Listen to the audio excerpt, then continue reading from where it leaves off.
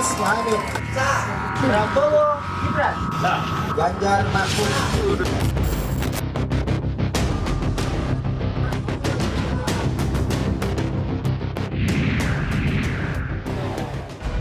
Kita tidak boleh sombong. Saya masih dikatain plonga-plongo. Selamat. Ketemu langsung. Prabowo, Gibran, dan seluruh koalisi Indonesia Maju, kami akan merangkul semua unsur dan semua kekuatan. Merealisasikan janji-janji itu kan butuh kekuatan di parlemen. Betul. Sementara kalau kita lihat hasil sementara, partai koalisi dari Pak Prabowo ini belum mencapai 50% ya. Artinya butuh koalisi, Mbak Sarah. Sudah dibicarakankah itu? Itu kita justru berharap dari pihak-pihak yang lain, koalisi-koalisi yang lain, ada yang juga mau bergabung. Kita nggak menutup kemungkinan itu.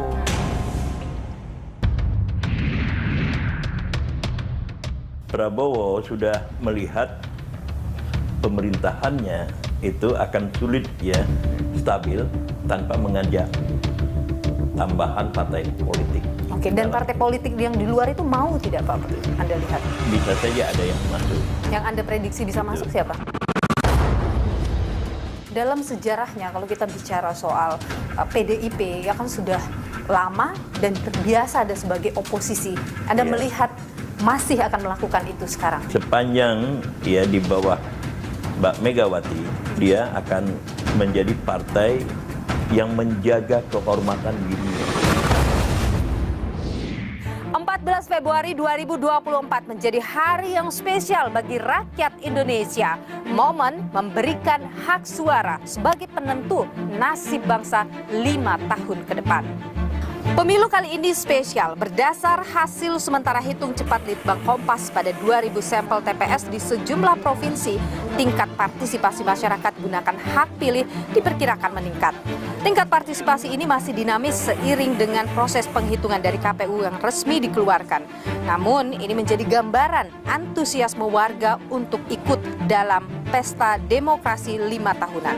Dan yang ditunggu-tunggu hasil penghitungan suara.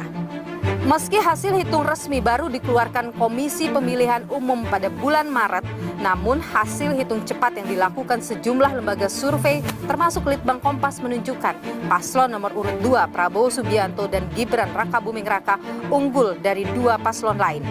Paslon nomor urut 2 ini unggul dengan perolehan suara lebih dari 58%. Disusul paslon nomor urut 1 Anies Baswedan Muhaimin Iskandar yang memperoleh lebih dari 25%. Dan juga ada pasangan nomor urut 3 Ganjar Pranowo dan Mahfud MD dengan perolehan suara berdasar hitung cepat sebesar 16%. Peluang pemilu berjalan satu putaran besar terjadi. Walaupun kita bersyukur, kita tidak boleh sombong.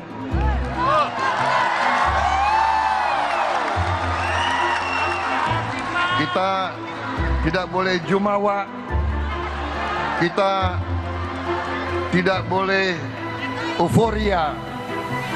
Kita tetap harus rendah hati. Tak hanya paslon nomor urut 2, hasil hitung cepat juga ditanggapi oleh paslon nomor urut 1 dan 3. Kita tunggu, jangan buru-buru. Jangan buru-buru menyimpulkan. Kita hormati proses dan kita hormati proses di KPU sampai semua selesai. Tapi jangan kita tergiring untuk segalanya serba cepat. Sekarang harus disimpulkan sekarang. Kasih waktu bagi KPU untuk kerja. Tidak ada perjuangan yang sia-sia dan tentu saja semua masih semangat dan kita juga semangat. Tadi saya dikasih informasi dari seluruh Indonesia dari hasil-hasil yang ada dan sekarang lagi diakumulasikan nantinya di partai, wabil khusus yang di PDI Perjuangan, maka kita tunggu saja. Presiden Jokowi menegaskan masyarakat harus tetap menunggu keputusan resmi KPU. Namun demikian, Presiden mengaku telah bertemu paslon nomor urut 2 dan mengucapkan selamat. Hasil penghitungan quick count itu adalah metode penghitungan yang ilmiah. Tetapi apapun kita harus menunggu hasil resmi dari KPU. Jadi sabar, selamat.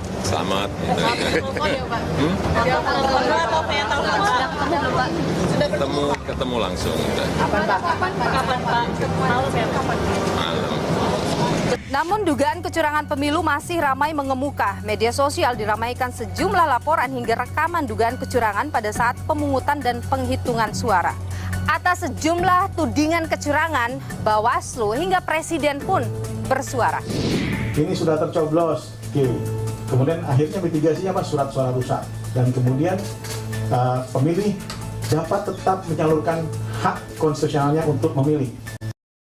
Jika terdapat kondisi-kondisi demikian, kemungkinan apakah terjadi kesengajaan atau lain-lain nanti tentu ada proses yang bisa dilakukan oleh Badan Pengawas Pemilu. Kemudian juga di dalam temuan kami ada 1.473 TPS yang didapati adanya intimidasi terhadap penyelenggara. Jadi bukan hanya Bawaslu tapi juga KPPS dan juga pengawas TPS. Caleg itu ada saksi di TPS. Partai ada saksi di TPS, capres, cawapres, kandidat ada saksi di TPS. Di TPS ada Bawaslu, aparat juga ada di sana. Terbuka untuk diambil gambarnya. Janganlah teriak-teriak curang. Ada bukti langsung bawa ke Bawaslu, ada bukti bawa ke MK. Ya. Tak hanya hasil hitung cepat Pilpres, hasil penghitungan suara partai politik peserta pemilu juga menarik disimak. Berdasarkan hasil hitung cepat Litbang Kompas, 8 partai telah memenuhi ambang batas parlemen sebesar 4%. 8 partai ini adalah PDIP, Partai Golkar, Partai Gerindra, PKB, Partai Nasdem, PKS, Partai Demokrat, dan Partai Amanat Nasional. Yang menarik, saudara, PDIP sebagai partai pengusung Ganjar Mahfud mampu meraup suara tertinggi di antara partai lain. Berbanding terbalik dengan hasil hitung cepat paslon usungan PDIP Ganjar Mahfud yang berada di posisi buncit perolehan suara Pilpres.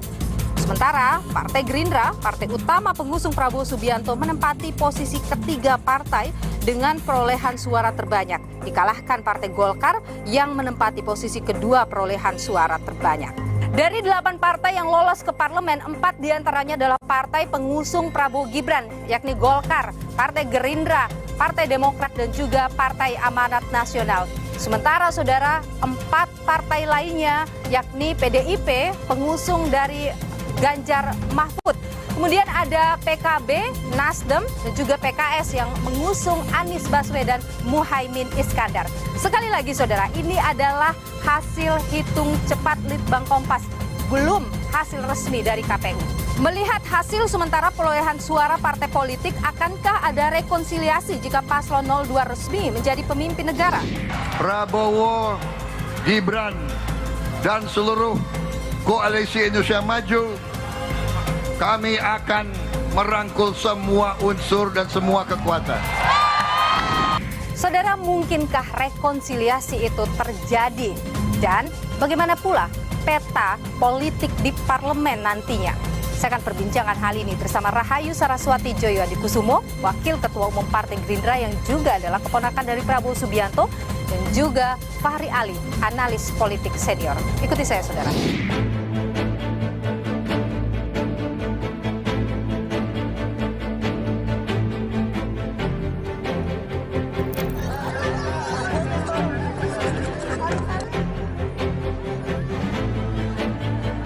Ini kan kegiatan pribadi saya ya, tolong terima kasih ya.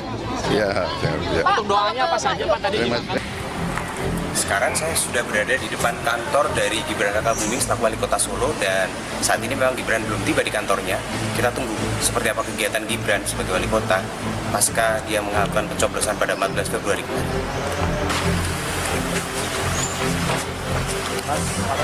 Selamat datang.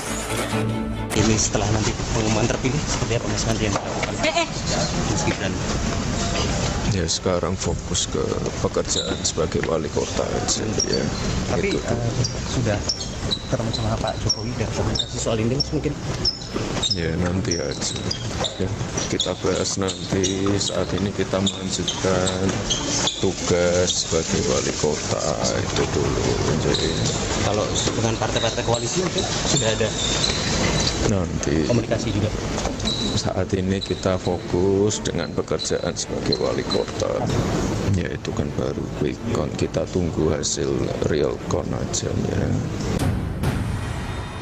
Sekarang kita bicara ke mau merealisasikan yang Mbak Sarah sebut tadi, merealisasikan janji-janji, itu kan butuh kekuatan di parlemen. Betul. Sementara kalau kita lihat hasil sementara, partai koalisi dari Pak Prabowo ini belum mencapai 50% ya, artinya butuh perjuangan ini di parlemen nantinya.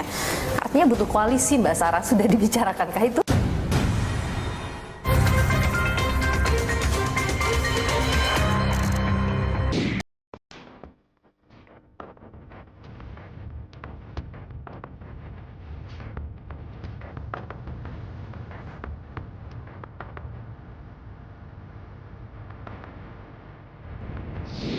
Iya, memang tujuannya kepengen ketemu Pak Prabowo. Iya. Menurut Ibu sosok Pak Prabowo gimana sih? Ya menurut saya sih orangnya baik ya. Cuman ya kepengennya sih amanah sama rakyat yang nggak mampu kayak yang miskin. Ya inget kata-katanya aja dah, mau nurunin sembako yang mahal. Menurut Ibu sosok Pak Prabowo tuh kayak gimana sih? Baik, udah baik. Gimana ya, santun juga, ramah juga tadi sama ininya, sempat mau salaman ya kan. Pak Prabowo jadi presiden bakal amanah? Insya Allah amanah. Ya alasannya karena saya melihat aja dari sosoknya beliau.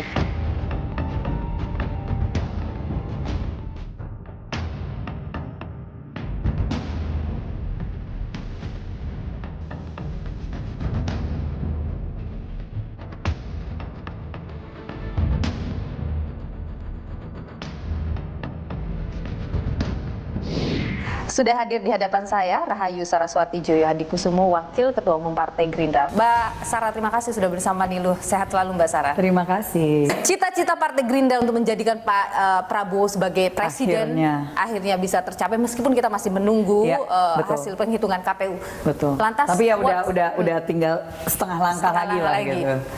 What's next? What's next? Astaga, ini kayaknya kita baru aja selesai. Enggak, tapi kalau misalnya kita di politik sih ya, pasti pandangan kita nggak cuman 5 tahunan. Sebenarnya kita pasti berpikirnya jangka panjang. Namanya ini koalisi yang cukup besar, bahkan 8 partai besarnya. Yang tentunya pasti sekarang sudah mulai saatnya, selain dari kita saat ini masih fokusnya sebulan ke depan adalah mengawal suara. Tapi mungkin setelah itu nextnya adalah mempersiapkan program-program yang memang sudah kita janjikan kepada masyarakat. Salah satunya tentunya adalah makan siang gratis untuk anak-anak sekolah. Kita akan bekerja keras untuk menghilangkan kemiskinan dari bumi Indonesia. Yang pertama langkah kita akan memberi makan siang bergizi gratis untuk semua anak-anak Indonesia. Dan sudah kita jelaskan semuanya itu bertahap.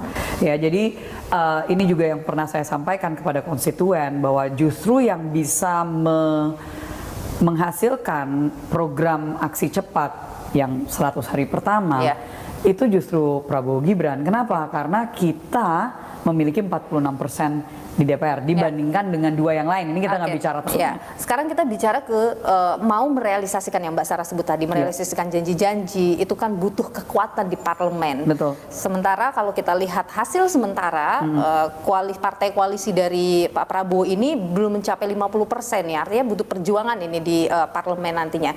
Artinya butuh koalisi, Mbak Sarah, sudah dibicarakan kah itu? Kan dari awal juga Pak Prabowo bahkan sebelum debat-debat, walaupun ditekankan lagi di debat terakhir, pesan beliau adalah persatuan Indonesia. Termasuk di Istora juga ya menyampaikan itu. Betul. Prabowo, Gibran, dan seluruh koalisi Indonesia Maju, kami akan merangkul semua unsur dan semua kekuatan. Tentunya kalau komunikasi tanpa harus ada di dalam koalisi ya, itu terus berjalan karena sekali lagi semua harus kerjasama. Tapi Pak Prabowo itu selalu menekankan persatuan Indonesia, terutama di elit Indonesia itu dibutuhkan untuk kita bisa mencapai Indonesia Emas 2045. Nah, apakah semuanya artinya akan ada di kabinet, itu yang kita nggak tahu. Karena kan perlu ada kesepakatan, bukan hanya Pak Prabowo, dan Pak Prabowo ini egaliter sekali orangnya, dan beliau sangat menghormati ketua umum di partai-partai koalisi Indonesia Maju. Artinya yang memiliki andil paling besar, say gitu ya, dalam pengambilan keputusan untuk kabinet kedepannya bukan hanya Pak Prabowo, tetapi juga para pimpinan di partai-partai koalisi. Baru setelah itu kita justru berharap dari pihak-pihak yang lain, koalisi-koalisi yang lain, ada yang juga mau bergabung. Kita nggak menutup kemungkinan itu. Oke, artinya kalau Partai Gerindra sendiri sangat terbuka untuk siapapun misalnya ingin masuk dalam koalisi ini untuk menguatkan posisi di parlemen tentu nantinya. Salah satunya kabinet, yang kedua tentunya parlemen. Kita pernah sebagai oposisi itu nggak serta-merta semuanya kita tolak. Ada hal-hal yang pasti perlu kebersamaan, karena kembali lagi di Indonesia ini yang berlaku adalah musyawarah mufakat. Tapi Mbak Sarah, kalau kita bicara, mungkin ini baru beberapa hari begitu, tetapi tentu sudah ada suara-suara yang muncul dari elit-elit partai koalisi Indonesia Maju ini.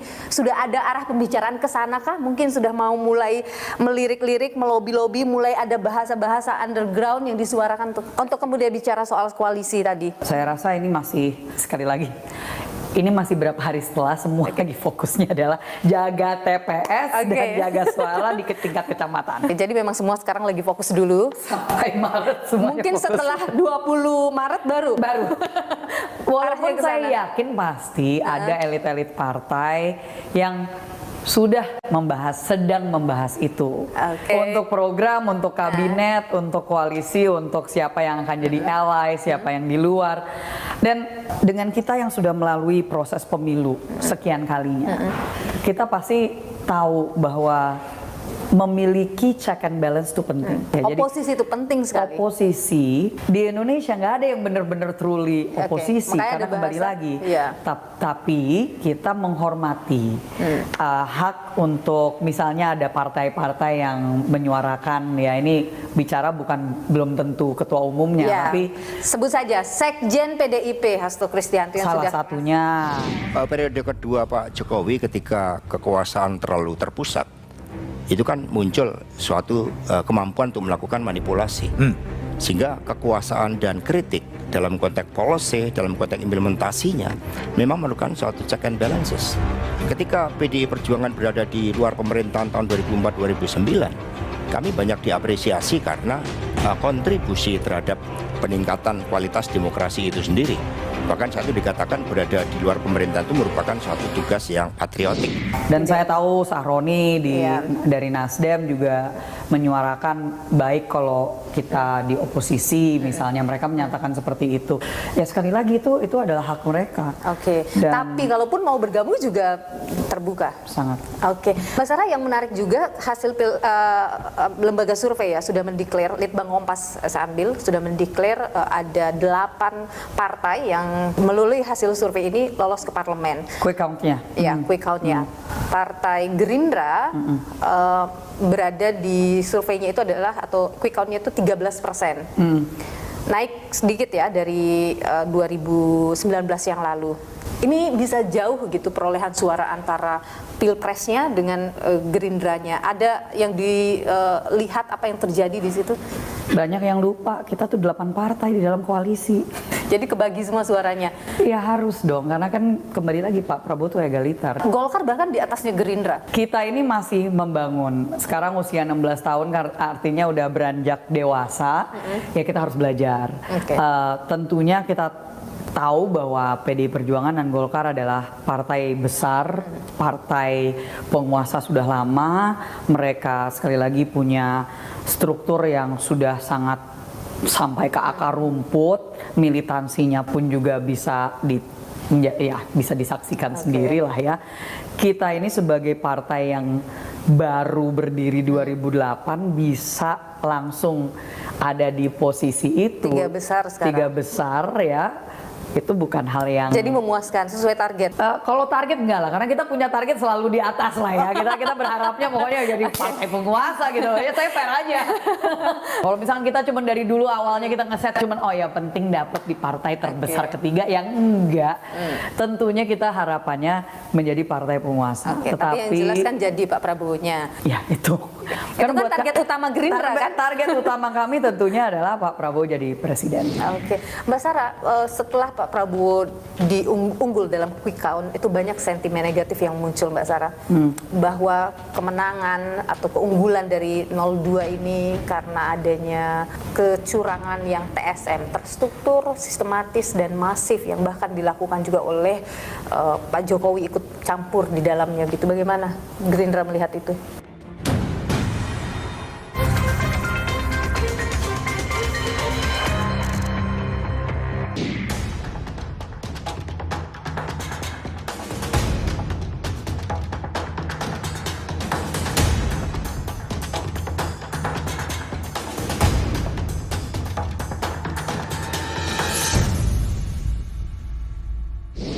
Mbak Sarah, setelah Pak Prabowo unggul dalam quick count, itu banyak sentimen negatif yang muncul Mbak Sarah.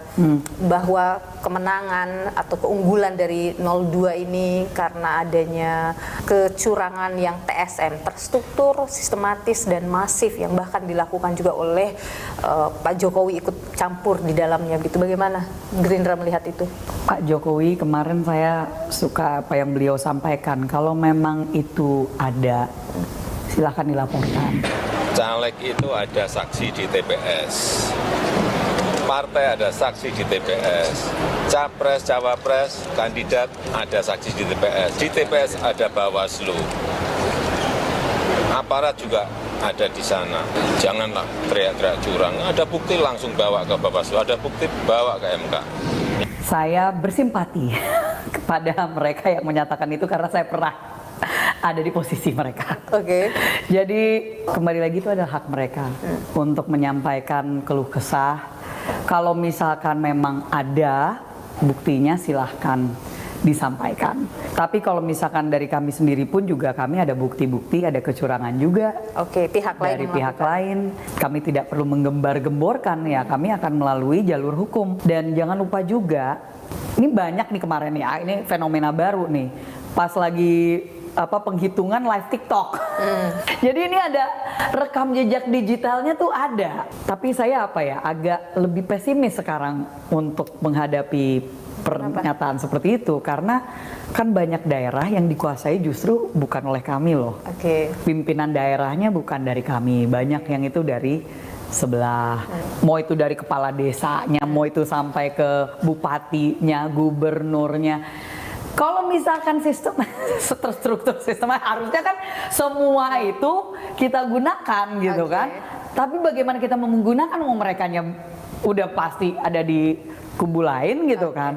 Tapi Gerindra mengakui bahwa kemenangan besar ini karena ada peran Pak Jokowi di dalamnya. Pak Jokowi saya rasa memang dilihat sebagai berjasa utamanya karena jasa beliau untuk bangsa ini. Apa yang sudah beliau lakukan, jarang ada di dunia ini presiden tuh dapat approval rating itu 75%, 80% tuh unheard of. Tetapi Partai Gerindra atau di 02 ini menyadari betapa besar approval rating Jokowi bisa menyumbang suara pada 02. Kalau konteksnya jasa dari segi bahwa kita mendapatkan efek ekor jas, Jokowi efek, itu pasti ada. Munafik lah kalau kita menyampaikan itu tidak ada. Jadi jasa yang besar terutama dari segi moral itu pasti ada lah ya. Bagaimana beliau mungkin membimbing, tapi bukan dari segi yang orang khawatirkan itu kan dari segi kebijakan. Yang tidak boleh dalam segi undang-undang adalah kalau ada pemimpin yang menggunakan posisinya untuk menginfluence ya dari segi kebijakan. Jadi misalnya tadi kalau misalkan soal bansos, kalau itu memang terbukti dan itu istilahnya tidak disepakatinya lewat DPR, tapi full semuanya dari seorang Presiden Joko Widodo, then you have a fair point. Dan itu adalah point yang bisa dipertimbangkan. Tetapi kalau misalkan dalam hal ini beliau bahkan GBK nggak hadir, ya kan, nggak pernah kampanye terbuka, bahkan menyatakan mendukung tidak pernah. Jadi sekali lagi kalau misalkan memang apa yang disampaikan itu ada buktinya, silahkan gitu loh. Terbuka, ya, kita uji terbuka. sama-sama. Betul. Mbak Sarah Rahayu Saraswati, terima kasih Mbak Sarah sudah berbagi pandangan. Tentu kita sekali lagi menunggu penghitungan yang dilakukan oleh KPU. Saya juga mudah-mudahan masuk ke parlemen ya Mbak Sarah ya. Ya ini masih belum bisa benar-benar tidur gitu karena masih mengawasin data. Kita tunggu Mbak Sarah di parlemen. Terima kasih Mbak Sarah. Sehat selalu. Terima kasih.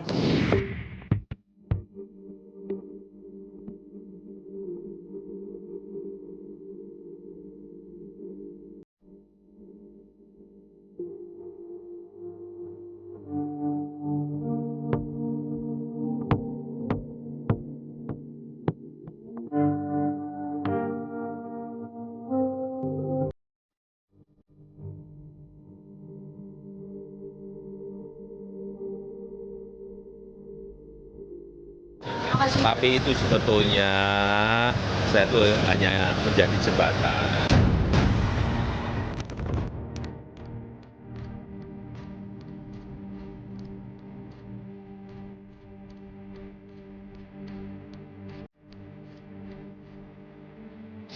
Sudah hadir di hadapan saya Fahri Ali, analis politik senior. Pak Fahri, terima kasih sudah bersama Niluh. Sehat selalu Pak Fahri.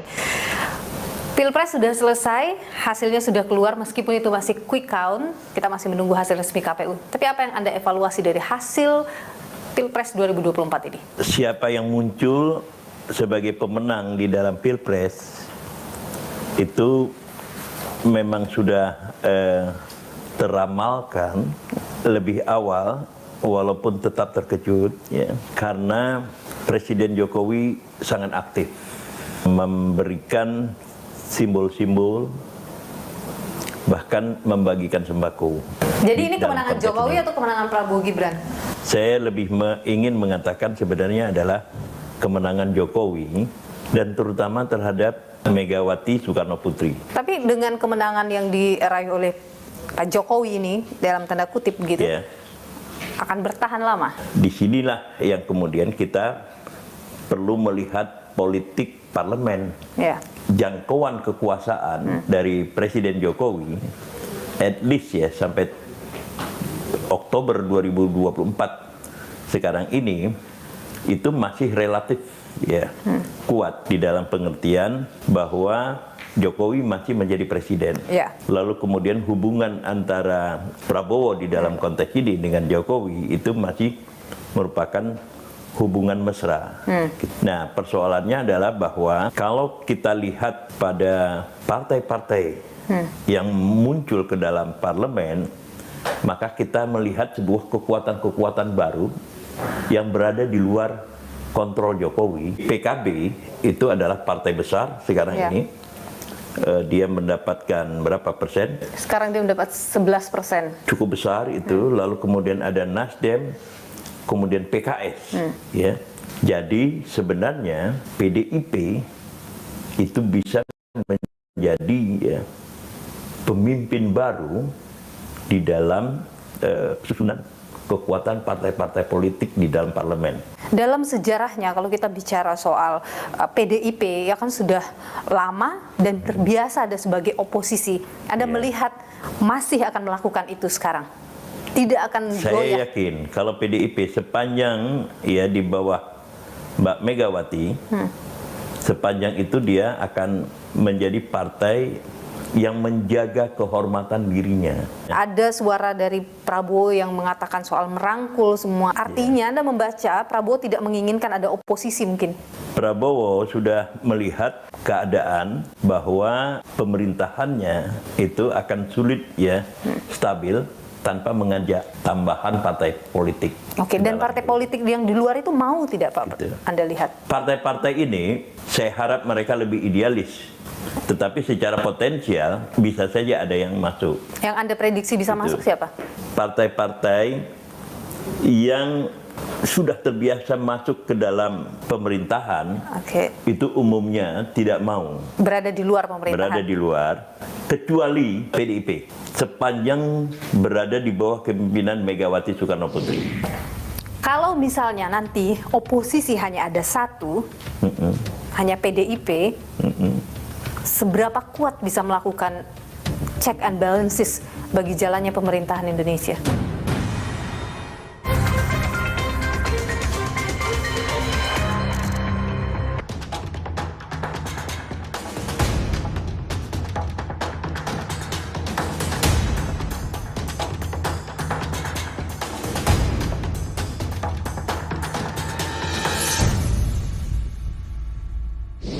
Kalau misalnya nanti oposisi hanya ada satu, hanya PDIP, seberapa kuat bisa melakukan check and balances bagi jalannya pemerintahan Indonesia?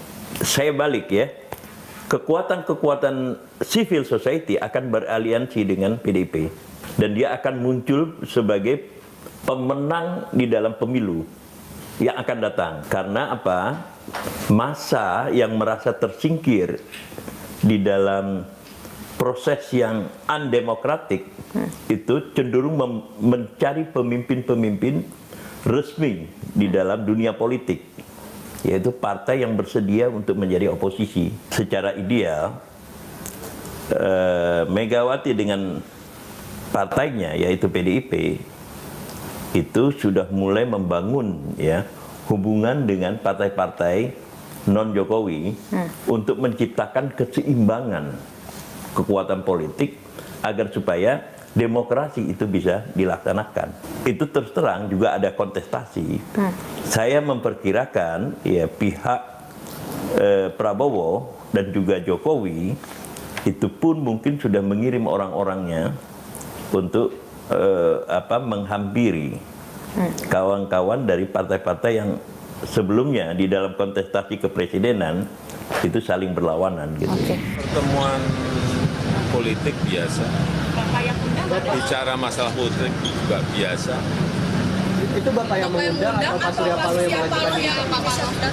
Saya kira dua-duanya tidak perlu harus siapa yang mengundang siapa yang nggak perlu. Yang paling penting memang ada pertemuan dan itu akan sangat bermanfaat bagi perpolitikan kita, tapi itu sebetulnya saya itu hanya menjadi jembatan. Yang paling penting kan nanti partai-partai lah. Kalau misalnya nanti yang mengambil posisi hanya sebagai oposisi hanya PDIP, bagaimana melihat kekuatan Prabowo di pemerintahan? Dia akan kuat, gitu, akan sangat kuat, dan karena itu dia bisa saja makin percaya kepada dirinya sendiri. Dia tidak membutuhkan bantuan-bantuan eksternal. Nah, mungkin juga kekuatan Jokowi itu hanya komplementer saja. Jadi hanya menjadi pelengkap saja. Karena dia sudah punya partai-partai yang berada bersama dia. Artinya Jokowi bisa disingkirkan oleh Prabowo? Bisa disingkirkan atau bisa hanya merupakan komplementer saja. Artinya, ya, sosok yang dominan di dalam kepemimpinan nasional itu adalah Prabowo. Dan kalau kita lihat, kita belajar dari apa yang terjadi ya antara Jokowi dengan Megawati, maka hal itu mungkin juga bisa terjadi hubungan antara Prabowo dan Jokowi. Jadi sepanjang Presiden Jokowi itu belum mempunyai partai politik ya, partai politik parlemen yang cukup kuat, maka aktor utama ya setahun atau 2 tahun ke depan itu adalah Prabowo Subianto. Dan Anda membaca Jokowi saat ini sedang kasak kusuk untuk bisa mendapatkan partai besar? Secara hipotesis saya kira ya dia sudah memikirkan hal itu. Nah, mungkin saja sekarang sedang terjadi negosiasi gitu antara Jokowi dengan sahabat saya Airlangga Hartarto gitu. Mungkin saja who knows ya. Gitu. Oke, tapi apakah mungkin Golkar mau? Golkar itu tidak ditentukan oleh ketua umumnya, gitu. Tetapi ditentukan oleh slagorde dari Golkar itu sendiri, plus konstituennya yang besar, gitu. Pak Fahri, setelah penghitungan cepat itu keluar, kita lihat perolehan suara antara partai dengan capres itu tidak sejalan seirama. PDIP perolehan suaranya tertinggi, tapi kemudian capresnya suaranya terendah. Dan Ganjar menyebut ini ada anomali, suara-suara soal kecurangan itu muncul. Hasil dari quick count perolehan PDI Perjuangan saya kira masih tinggi ya? Iya. Kalau nggak salah masih nomor 1 ya? Agak anomali ya dengan suara saya. Maka hari ini sedang diselidiki oleh kawan-kawan. Mudah-mudahan nanti ketemu apa faktornya. Gitu. Sepertinya split tiketnya agak terlalu lebar. Kalau Anda sendiri sebagai orang yang senior melihat perjalanan politik Indonesia, mungkin hal seperti itu biasa terjadi. You are right, Ganjar itu kekuatannya tidak melebihi partainya sendiri, gitu. Yang kedua, kekuatan utama Ganjar itu hanya ada di Jawa Tengah, gitu. Tidak menyebar. Tidak meluas ke Jawa Timur, dan dia harus berjuang untuk masuk Jawa Barat, apalagi keluar Jawa. Nah, yang kedua adalah pilihannya kepada Mahfud MD. Mahfud MD adalah sahabat saya, tetapi ketika dia dipilih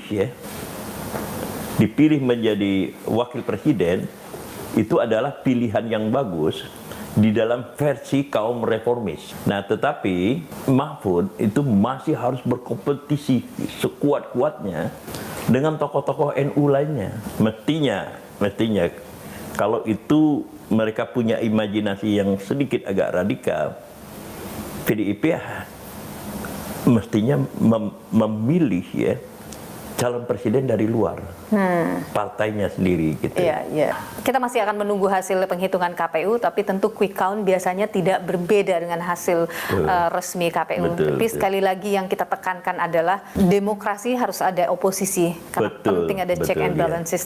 Kita berharap ada partai yang kuat berdiri. Malah saya berharap PDIP kemudian memimpin menjadi partai oposisi bersama dengan partai-partai pendukung Anies dan pendukung Ganjar. Pak Fahri Ali, analis politik senior, terima kasih sudah berbagi pandangan di Nilu. Sehat selalu Pak Fahri. Terima kasih Nilu. Pemilu 2024 spesial. Selain diikuti oleh putra Presiden Joko Widodo, beberapa pesohor juga ikut dalam pemilihan legislatif dan mencuri perhatian. Siapa saja mereka? Berikut informasinya untuk Anda.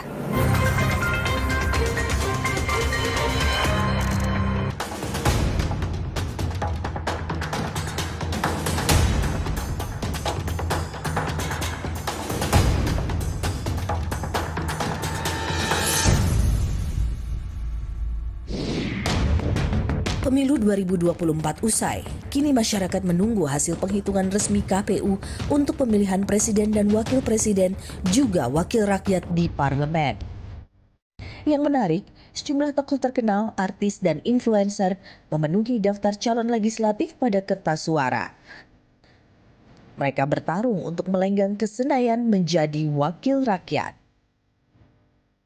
Salah satu medan pertempuran sengit para caleg dari kalangan ternama adalah daerah pemilihan Jawa Timur. Musisi Ahmad Dhani, Krisdayanti, hingga Andre Hehanusa berebut kursi parlemen di sana.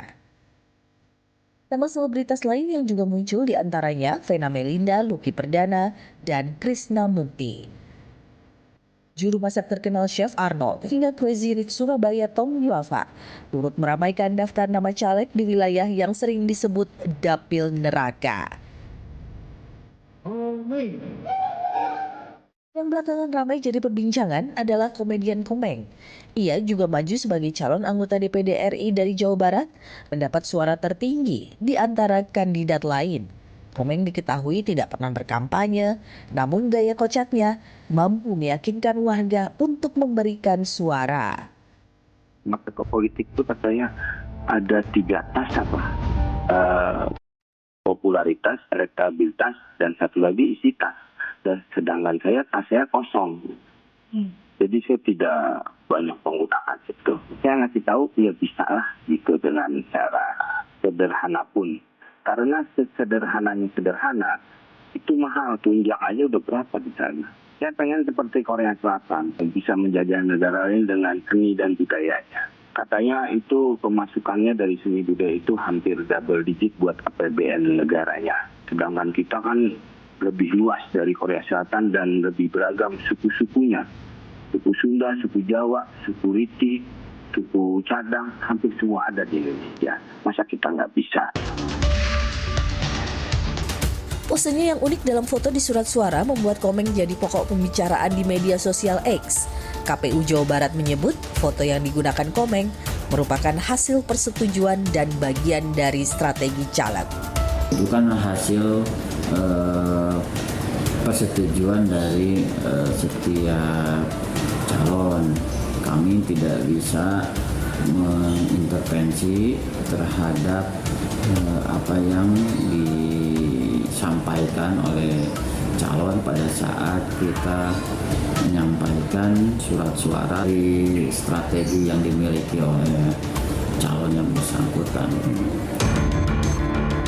Pasangan selebritas juga turut ramaikan pemilihan legislatif. Sebut saja Jihan Fahira dan suaminya Primus Yustisio, Uya Kuya dan sang istri Astrid Kuya, Pasha Ungu dan istri Adelia Pasha, serta Ahmad Dhani dan Mulan Jamila. Pengamat politik dari Universitas Al-Azhar Ujang Komarudin menyebut pasangan selebritas yang menjadi caleg pada pemilu kali ini merupakan tren baru. Mengapa mereka memilih terjun ke politik? Ya betul, ini tren baru di 2024 ya. Karena sebelumnya jarang sekali ada suami istri. Saya melihat fenomena baru, ya kelihatannya berpindah haluan, punya nilai tersendiri, ingin memperjuangkan katakanlah profesinya, kelihatannya kebutuhan untuk eksis, bukan hanya eksis dalam dunia entertainment, tapi juga eksis di politik. Ya itu pembuktian ya bagi artis yang baru yang terpilih nanti untuk membuktikan diri bahwa selama ini rakyat memberikan amanah, memberikan mandat kepada yang bersangkutan untuk bekerja dengan baik. Semua warga negara punya hak sama untuk dipilih dan memilih. Siapapun pemimpin bangsa dan wakil rakyat yang terpilih tentu harus lahir dari perjalanan demokrasi yang baik. Kepentingan bangsa harus di atas kepentingan pribadi agar demokrasi tak tercederai.